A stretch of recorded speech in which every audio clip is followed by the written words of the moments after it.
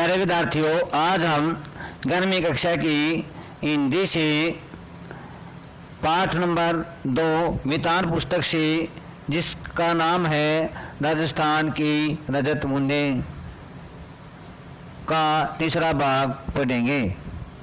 प्यारे विद्यार्थियों, देखिए तीसरा भाग।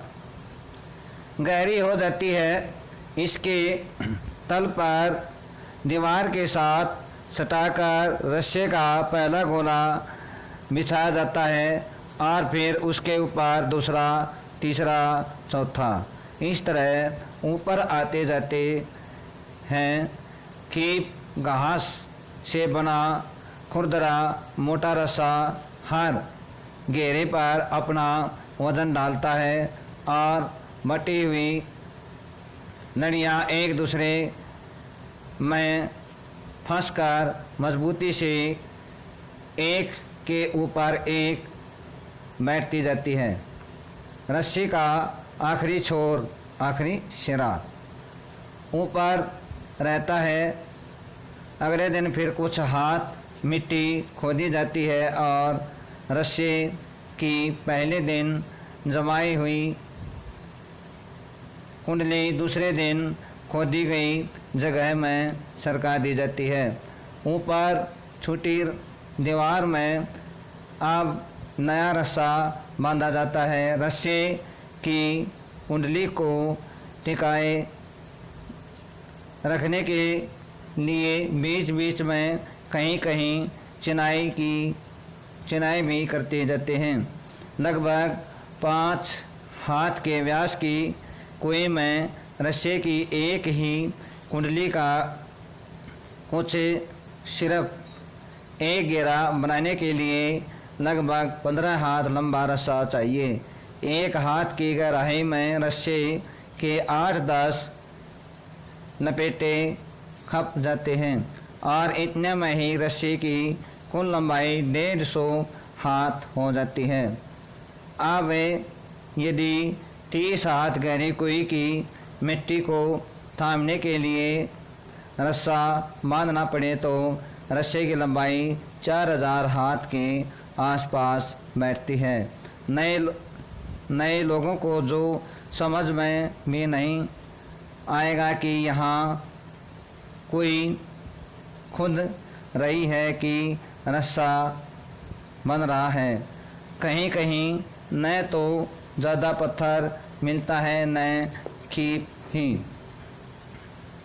लेकिन रेगिस्तानी पानी है तो वहाँ भी कुइयाँ ज़रूर बनती हैं। ऐसी जगहों पर भीतर की चिनाई लकड़ी के लंबे लट्ठों से की जाती है। लट्ठे अरनी, बन, कैर, ये पौधे हैं।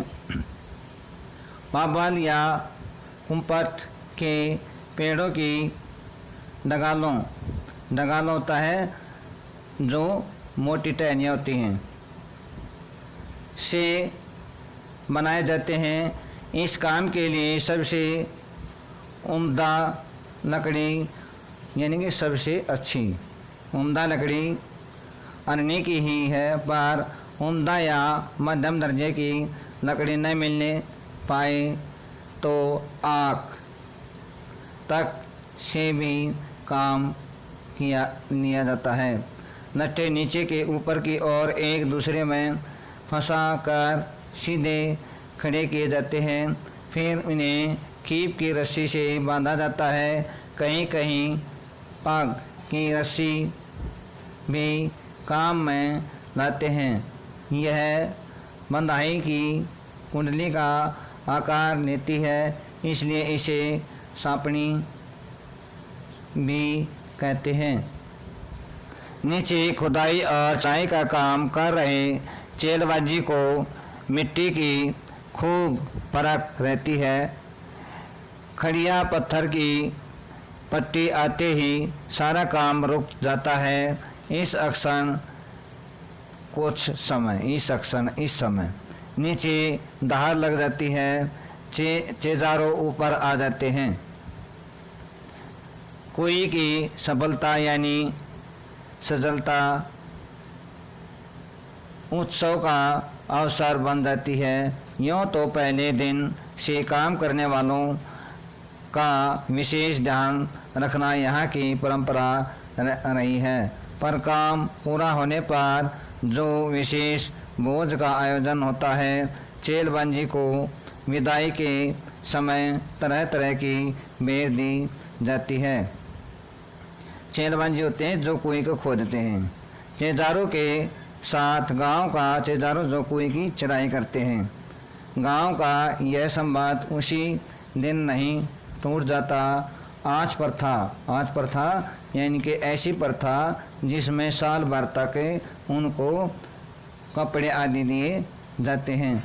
उन्हें वर्ष भर के तीज त्योहारों में विवाह जैसे मंगल अवसरों पर नेक होता है भेंट आदि, जो त्यौहार आदि पर है जो भेंट आदि दी जाती है।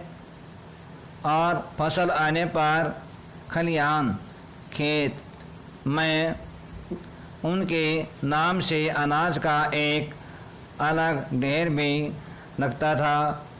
अब सिर्फ मजदूरी देकर भी काम करवाने का रिवाज आ गया है। कई जगहों पर चेजारों के बदले सामान्य गृहस्थ भी इस विशिष्ट कला में कुशल बन जाते थे। जैसलमेर के अनेक गांव में पालीवाल ब्राह्मणों और मेघवालों के हाथों से 200 बरस पहले बनी पार या कुइयाँ आज भी बनी बिना थके पानी जुटा रही हैं। कुएं का मुंह थोड़ा छोटा रखने के 3 बड़े कारण हैं। रेत में जमा नमी से पानी की बूंद बहुत धीरे धीरे रिसती हैं। दिन भर में एक कोई मुश्किल से इतना ही पानी जमा कर पाती है कि उसे 2-3 घड़े भर सकें। कुएं के तल पर पानी की मात्रा इतनी कम होती है कि यदि कुएं का व्यास बड़ा हो तो कम मात्रा का पानी ज़्यादा फैल जाएगा और जब उसे ऊपर निकालना संभव नहीं होगा। छोटे व्यास की कुएं में धीरे धीरे रिस कर आ रहा पानी 2-4 हाथ की ऊंचाई ले लेता है। कई पानी निकालते समय छोटे बाल्टी के बदले बड़ी छोटी चरस का उपयोग भी इसी कारण से किया जाता है।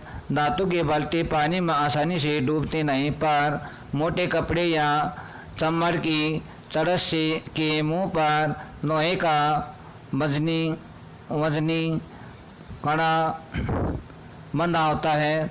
चरस पानी से टकराता है।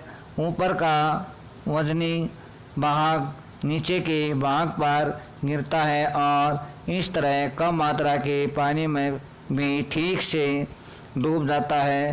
भर जाने के बाद ऊपर उठते ही चरस अपना पूरा आकार ले लेता है।